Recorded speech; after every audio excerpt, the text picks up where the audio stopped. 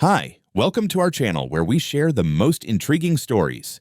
She built an HOA empire on fear, fake rules, and forged maps. I built a guest house for my sister on land she never controlled. Then she sent cops, lies, and lawsuits. Big mistake. Because I don't bow to tyrants, I bankrupt them. This is how I took down an entire HOA, brick by brick. I didn't expect trouble when I hammered in the last cedar plank on the guest house porch. The sun was sliding low over the Texas horizon, casting a honey-colored light across the hill country, and for a moment, everything felt like it was finally in place. My sister Darlene and her two boys were due to arrive the next morning from Louisiana. After a nasty divorce and a string of landlords who treated her like she was disposable, I told her she and the kids could stay with me for as long as they needed. That's what family's for. And on this land, my land, they could finally breathe easy. The guest house was something I'd wanted to build for years anyway. A barn house style structure, clean lines, rustic charm, plenty of airflow for the Texas heat. Took me 5 months of planning, design, permitting, and inspections. Every nail, every inspection sticker, every approval stamped and filed by the book. That's how I work. I'm an architect by trade, and this ranch, this patch of dirt on the edge of the Willow Springs Preserve, was mine. Not part of any development, not beholden to HOA whims, and certainly not interested in the Stepford aesthetics the neighborhood across the creek enforced like it was the goddamn Vatican. But less than a week after Darlene and the kids settled in, a letter appeared in my mailbox. No return address, but the tone was unmistakable. It was from the Willow Springs Preserve Homeowners Association, signed by one Karen Kelsey, president. Apparently, my guest house violated the visual continuity and architectural harmony of the community and must be immediately removed to maintain community standards. Their words, not mine. I read it twice, then once more, just to make sure I wasn't having a stroke. It was so absurd I laughed out loud. My land wasn't subject to HOA governance. Never was, never would be. I bought this place 8 years ago with cash and clarity. 5 acres, private road access, outside all development boundaries. Their standards didn't apply here. So I drafted a response that same night. Attached scans of the title, zoning designation, building permit, land survey, and even a letter from the county inspector confirming the property's independence from any HOA jurisdiction. I sent it certified, with a little note at the bottom. Please refrain from further contact unless legally justified. A week passed. Then came another letter, thicker this time, full of jargon and faux legal flair. Apparently, Karen had decided that the matter was up for community review and intended to bring the issue to vote at the next HOA board meeting. She even included a $200 aesthetic violation fee. That's when I stopped laughing. I called their office. The number rang twice and went to voicemail. Next day, I drove over to their so-called community center, which looked more like a country club someone's dad inherited. I asked to speak to Karen. A kid at the desk with braces and a name tag that said intern said she wasn't available but took my name. 2 days later, another envelope arrived. No apology. Just another fee notice, this time $500 for refusal to comply. I didn't pay it, of course. I called my lawyer instead. Meanwhile, strange things started happening. A man I didn't recognize parked across from my gate for over an hour. Another car circled the property several times one evening. I installed security cameras mostly because Darlene was starting to get nervous, especially after someone left a passive-aggressive sticky note on her car at the grocery store. Don't ruin our neighborhood. The kicker? A neighbor I'd met once, a retiree named Harold, came by while I was working on the fence, said he'd been at a HOA meeting where my name came up. Karen says you're trying to rent the guest house out to tourists, he muttered, embarrassed. She's got people thinking it's a short-term rental. It's for my sister, I said flatly. She left her husband. She's got 2 kids. That's it. Harold nodded slowly and apologized before leaving. But the damage was done. My property had become a target in some suburban vendetta against nonconformity, all because I dared to build something useful on my own damn land. That night, I sat on the porch with a beer in one hand and the violation notices in the other. A cool breeze blew through the oak trees, rustling the leaves, reminding me this land had been quiet long before Karen Kelsey ever set foot in the area. And I'd be damned if I let her or her little army of clipboard commandos decide what I could build on it. This wasn't over. I knew that, but I hadn't expected it to go where it eventually would. Not yet. The city inspector showed up on a Tuesday morning, just as I was fixing the hinges on the guest house door. He had the kind of expression that said he didn't want to be there, but had no choice. Wore a badge from the municipal zoning office, clipboard in hand, the whole deal. "Mr. Barlow?" he asked. "That's me," I replied, wiping my hands on a rag. "I'm here to follow up on a complaint about an unauthorized residential structure on this property." I stared at him. "You're kidding." He wasn't. He pulled out a folded map, highlighted in bright yellow, showing my property shaded in, get this, as part of the Willow Springs Preserve HOA overlay. I didn't know whether to laugh or cuss. "There's no way that's legitimate," I said. "My land's never been part of any HOA." "I understand, sir," he said in that tired civil servant voice. "But we received a signed complaint from an anonymous party, along with this zoning map and documents alleging this property is under review for inclusion in the HOA jurisdiction." He flipped the map over. Sure enough, there was a letter attached, filled with buzzwords. Community expansion, pending annexation, emergency aesthetic review. I recognized the font. HOA stationery. Karen's fingerprints were all over it. I invited him inside, sat him down, and brought out every damn piece of documentation I owned. The original deed, land registry entry, zoning clearance, even the architectural plans with the city approval stamps. He took photos, made notes, nodded a lot. "You've clearly done everything by the book," he said. "But this complaint came with official-looking attachments. We'll need to verify authenticity." "Be my guest," I told him. "And if you want a copy of the original land use map from the county clerk, I've got that too. This overlay nonsense, it's fabricated." He looked at me over the rim of his glasses and sighed. "This happens more than you'd think." 2 hours later, after he left, I called a contact in city planning I'd worked with before, Lenny, a good guy with a short temper and a long memory. I told him what happened. He asked for the case number and said he'd pull the string. By the next afternoon, Lenny called back. "Clint," he said, "you're not going to believe this. That map they used, it's a doctored copy of a conceptual future expansion diagram from 5 years ago. Never finalized, never approved. The copy submitted to the complaint was altered to include your parcel. And the complainant, technically anonymous, but the city IT flagged the scanned documents as uploaded from a local IP traced back to the Willow Springs HOA office." I let out a low whistle. "So they forged a city map." "Looks like it." I filed a formal open records request the same day to obtain all documents associated with the complaint. Then I called a land use attorney. I didn't want to sue, yet, but I needed backup. Fast. My property rights were being challenged with fake paperwork, and if the city hadn't caught it, I could have ended up in court defending my guest house like a damn criminal. That evening, I told Darlene everything. She tried to stay calm, but I could see the panic bubbling under the surface. Her boys were just starting to feel safe, and now the walls were rattling again. I promised her they weren't going anywhere, not on my watch. The next day, I drove to the city zoning office with the originals. Lenny met me there, and we sat down with a municipal attorney. I laid it all out, my documents, the falsified map, the so-called complaint, the proof of digital manipulation. By the end of the meeting, the city issued a withdrawal of all enforcement actions against my property. The complaint was marked fraudulent submission pending review. I asked them point blank if they'd pursue charges. They said it was under consideration, but no promises.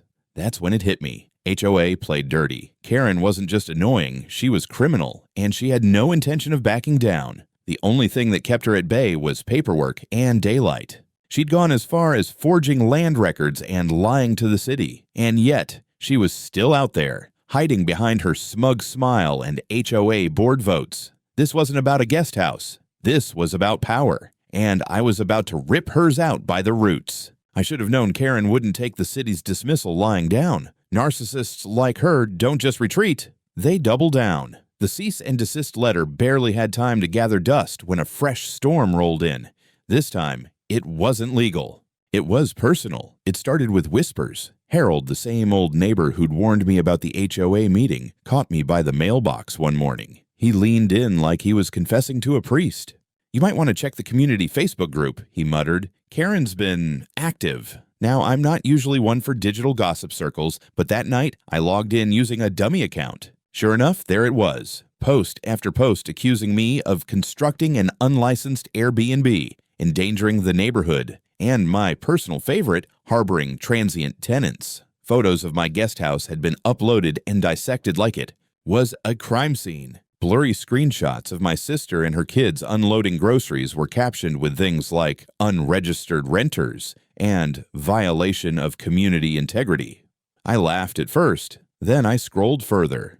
Someone had uploaded a crude diagram claiming my property interfered with community property values. One thread suggested I was inviting crime. Several users were calling for a petition to enforce neighborhood standards against adjacent properties. That's when it hit me. They weren't just going after me. They were turning the neighborhood into a mob. Within a few days, real-world harassment began. My sister found a note taped to her windshield in the HEB parking lot. "This isn't your home. Go back to where you came from." That same night, I found the word NIMBY spray-painted on our cedar fence. I scrubbed it off myself, fuming under the porch light, like a man cleaning up someone else's cowardice. The next morning, a letter arrived. Not a city one this time. No, this was from the HOA's Board of Aesthetic Integrity. Apparently, they'd held an emergency vote and were now formally demanding the removal of the guest house on the grounds of unauthorized use of residential space. For profit, they claimed it had passed by a unanimous community consensus. Unanimous, my ass. No notice, no quorum, no legal reach. But it didn't matter to Karen. This wasn't about rules. This was a show. She held another HOA meeting, this one open to community observers. Word got out fast. I decided to attend not because I expected fairness, but because I wanted to see the theater up close. And sure enough, it was a performance. Karen stood at the podium in that khaki blazer with pearl button getup that she probably reserved for firing volunteers. She clicked through a slideshow filled with buzzwords: property cohesion, security risk, economic instability. She showed an aerial shot of my property, complete with a big red arrow pointing at the guest house like it was a missile silo. "Mr. Barlow," she announced to the small crowd of HOA loyalists and board retirees, "has constructed what appears to be a rental property without disclosure or compliance. We have reason to believe it's being leased short-term, possibly to unvetted individuals." I stood up. "That's my sister. She's a domestic violence survivor with 2 kids. She's not a tenant. She's family." Karen didn't flinch. "That's what's being claimed, yes, but the board has an obligation to uphold standards." Standards. That word again. Always the shield for abuse. After the meeting, more letters went out.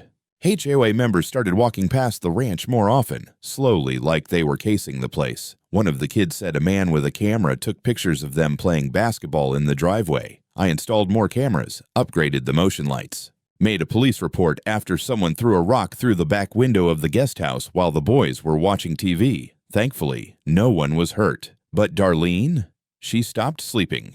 And through it all, Karen's smear campaign kept chugging. Newsletters went out to all residents about maintaining visual conformity. Someone even mailed my neighbors a fake notice warning them that my commercial activity might negatively affect resale values. It was printed to look official with HOA logos and a fake city citation. But this time, I wasn't caught flat-footed. I saved every post, screenshot every message, cataloged every letter. I filed complaints with the city attorney's office, submitted reports for harassment, and passed it all to my lawyer. I wasn't just playing defense anymore. I was building a case. Karen thought she could drown me in whispers and gossip, but I wasn't sinking. I was watching the waves. I knew where they started, and I was preparing to strike where it hurt the most. I was on my second cup of coffee, flipping through an old architectural digest on the porch when I got the text from Benny. "Bro, Willow Clubhouse going into auction. Fast. Call me."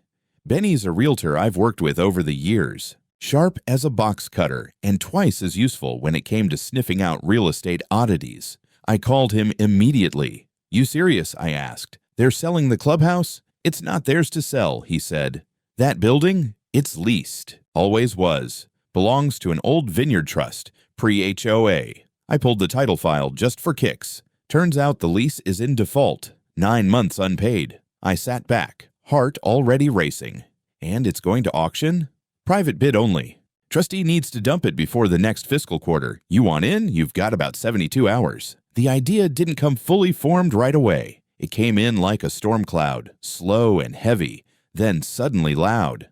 What if I bought the place? Not as Clint Barlow, righteous landowner, but quietly, through a holding company, anonymous, clean, legal. I called my lawyer, then my accountant, then a guy I knew from an LLC structuring seminar in Houston who owed me a favor. In 24 hours, we'd set up Silverback Ridge Holdings, a perfectly innocuous-sounding shell company with a P.O. box address and a fireproof legal firewall. I wired the deposit. Bid submitted. 48 hours later, I got the call from the trustee. Silverback Ridge Holdings was now the legal owner of 108 Willow Preserve Drive, a.k.a. the Willow Springs HOA Clubhouse. I didn't laugh. I didn't gloat. I sat on it for a day. Then I drafted the letter to Willow Springs HOA Re. Premises lease termination, 108 Willow Preserve. Doctor, it was short, polite, formal. Notified them of immediate lease termination due to material default and new conflict of interest.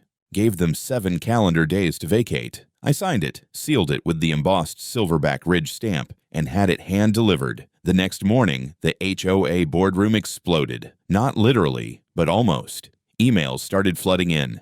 I received 2 voicemails from an outraged legal committee, one of which was basically just a woman sobbing and yelling about constitutional violations. Karen, of course, was silent, too stunned to process the trap she'd walked into. By the end of the week, moving vans started pulling up, folding tables, faux marble podiums, a comically outdated coffee machine, all loaded out.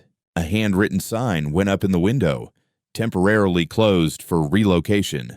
I nearly took a photo to frame, but the best part? They didn't know yet. Karen didn't know who Silverback Ridge Holdings was. She didn't know I owned her damn throne.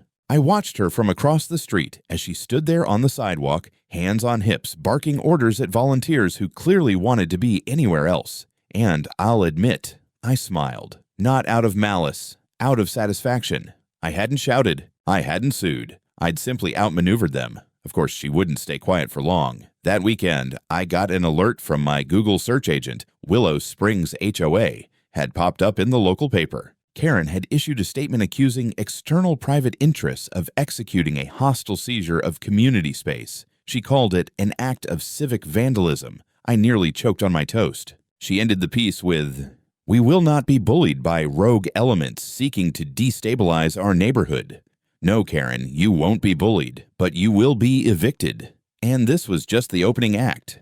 I expected rage from Karen. I didn't expect her to file a lawsuit. It arrived on a Thursday morning, hand-delivered by a courier in a navy blue blazer who looked almost embarrassed to be part of it. A thick envelope watermarked with the HOA's logo, heavy enough to be used as a doorstop. Inside, a civil complaint filed in county court. Claims of intentional disruption of community cohesion, unauthorized construction of an income-generating unit, and my personal favorite, willful erosion of neighborhood aesthetic standards. They were suing me for damages. Real ones, too. 6 figures worth. For declining property values and stress induced by persistent noncompliance. Karen, in her infinite gall, had listed herself as both plaintiff and HOA president. I was reading her signature when the phone rang.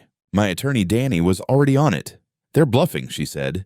"There's no legal standing here, but they're hoping to outspend you into surrender." "That's not going to happen." "No," she agreed. "It's not. Because I'm about to drop a counterclaim so hard it'll leave skid marks on their boardroom floor." We filed the next morning. Our response was 10 pages longer and 3 times as sharp. Harassment, defamation, fraudulent misrepresentation, malicious abusive process. Attached were screenshots, videos, copies of the forged land documents submitted to the city, the vandalism reports, and the social media campaign accusing me of criminal behavior. It wasn't just a defense. It was a declaration of war. Within a week, depositions began. Karen showed up to hers dressed like she was attending a garden party. Floral dress, pearls, the works. Her attorney did most of the talking, but when she did open her mouth, it was like watching a fox explain how the henhouse came to be empty. She insisted she'd acted on behalf of the community, that all decisions had been board approved, and that she'd never personally authorized the forged map or complaint. We presented the email chain showing her writing. If the city sees this map, they'll back off. They always do." Karen blinked at the screen like it had personally betrayed her. Her lawyer went pale. Danny smiled like a shark that just smelled blood. Over the next month, more skeletons came rattling out of the HOA's walk-in closet. Turns out, the community vote to declare my guest house illegal had never happened. Meeting minutes were falsified. Attendance rosters were made up. There had been no quorum, just Karen and 2 board members who'd rubber-stamped whatever she threw in front of them. Worse, we got bank statements, leaked anonymously from someone inside the HOA. Expenses showed thousands in charges to the HOA account for things like executive retreats, board wellness stipends, and strategic beautification consultation. One was a $2,300 charge to a spa in Austin. Another, a payment to a private CPA, Karen's cousin. That cracked the dam. Within days, 2 former board members contacted us independently. One confessed to being coerced into signing off on the campaign against me. Another turned over text messages from Karen where she referred to my sister as white trash squatter bait and called the guest house a crime shack. We subpoenaed everything. By the time we entered the first hearing, we weren't defending anymore. We were on the offensive. Karen's attorney tried to have the counterclaims dismissed. The judge read through our filings, looked up over his glasses and said, "Counselor, your client may want to rethink her definition of community leadership." Karen went from smug to sweaty in under 10 minutes. Media caught wind of it. The local paper ran a story. Architect sues HOA over alleged harassment forgery. Someone posted a video of Karen arguing with a court clerk in the parking lot, yelling about how she was defending American values. Comments were brutal. Meanwhile, my sister and the boys tried to stay under the radar, but even Darlene couldn't resist laughing when she saw a meme someone had made. Karen's face photoshopped onto a Monopoly board, the square labeled "Go directly to jail." But we weren't there yet. Not quite. For now, we were just getting started. The final hearing didn't feel like a trial. It felt like demolition. The courtroom was packed. Neighbors, reporters, a few city officials pretending they weren't interested, and even a couple of rival HOA reps from across town who clearly came just to watch Karen crash and burn. And burn she did. Our side was ready. Danny stood tall in a black blazer that practically radiated "Don't try me." I sat beside her in a plain gray suit, no tie, calm as a rock in a flood. Karen, meanwhile, had a full legal team. 4 suits, 1 paralegal, and a PR rep who kept whispering frantic updates into her phone. Karen herself looked pale, like someone who just realized their GPS was taking them off a cliff. We opened with the big guns. Video evidence of the spray paint incident, screenshots of the Facebook posts, voice recordings from the HOA meetings, one in particular where Karen can be heard snapping, "We'll make him wish he'd never built that damn shack." The judge didn't even blink, just kept writing in his legal pad. Then came the forged documents. A forensic tech confirmed the zoning map was altered on a consumer PDF editor. The IP address traced to the HOA Clubhouse. The user account registered to Karen's personal email. Then Danny brought out the HOA financials. "Your Honor," she said, projecting like she was narrating a crime show, "here we see over $18,000 spent on personal wellness, spa visits, and luxury accounting services, all billed as community outreach and board mental health provisions." Karen's lawyer tried to object. Judge overruled him without looking up. And then came the nail. Testimony from Linda, the former HOA secretary. Nervous at first, but steady under oath. "She made us fake the minutes," Linda said. "We didn't have votes. She'd write them after the fact." "Why?" "She said Clint was going to make the neighborhood look like Waco in a drought. That it was our duty to stop him before things got out of hand." There were audible gasps. I kept my face neutral. Karen tried to speak. The judge shut her down. "You'll have your chance, Ms. Kelsey." When that chance came, her defense was a spectacular blend of delusion and desperation. She claimed I'd weaponized loopholes, that my land was within the spiritual footprint of the HOA. And even, this part is real, his architectural choices were emotionally damaging to the collective identity of Willow Springs. The court reporter paused to ask her to repeat that. I think even the stenography machine was confused. Danny's rebuttal was clean, sharp, lethal. "Your Honor," she said, "this is not a case about aesthetics. It's about harassment, fraud, and the abuse of a community organization for personal vendettas. Judge Reyes, a no-nonsense man with a voice like gravel and the patience of an ICU nurse, gave us his decision that same afternoon. He didn't even take a recess. I find that the Willow Springs Preserve Homeowners Association engaged in a pattern of harassment, fraudulent misrepresentation, and retaliatory conduct. The HOA is hereby dissolved by court order. Murmurs. A gasp. Karen's mouth opened and didn't close. In addition, he said, turning pages, Ms. Kelsey is referred to the District Attorney's Office for criminal investigation under charges of forgery, misuse of funds, and perjury. Mr. Barlow is awarded $1.6 million in compensatory and punitive damages, plus exclusive rights to the structure formerly used as the HOA Clubhouse. He looked at Karen, then at me. This court is adjourned. The gavel struck. Clean. Final. Karen collapsed into her seat. Her lawyers quietly began packing up. One of them looked at me on the way out, not with anger, but with something like pity or respect. Outside, it was chaos. Reporters with mics. Neighbors I hadn't spoken to in months patting me on the back. Even the sheriff showed up smiling. "Hell of a win, Clint," he said. I didn't celebrate right away. I just walked to the edge of the courthouse steps, looked up at the sky, and let out a slow, steady breath. 8 months of gaslighting, threats, fake votes, vandalism, and courtrooms. And it was over. But what came next? That was entirely in my hands. There's a particular silence that follows victory, not the triumphant kind with champagne and headlines, the deep, bone-level kind that settles in your house when the shouting finally stops. After the court ruling, after Karen's mugshot hit the local news, after I stopped fielding interview requests and my lawyer told me the last check had cleared, I just stood in the middle of my land and listened to that silence. And then I got to work.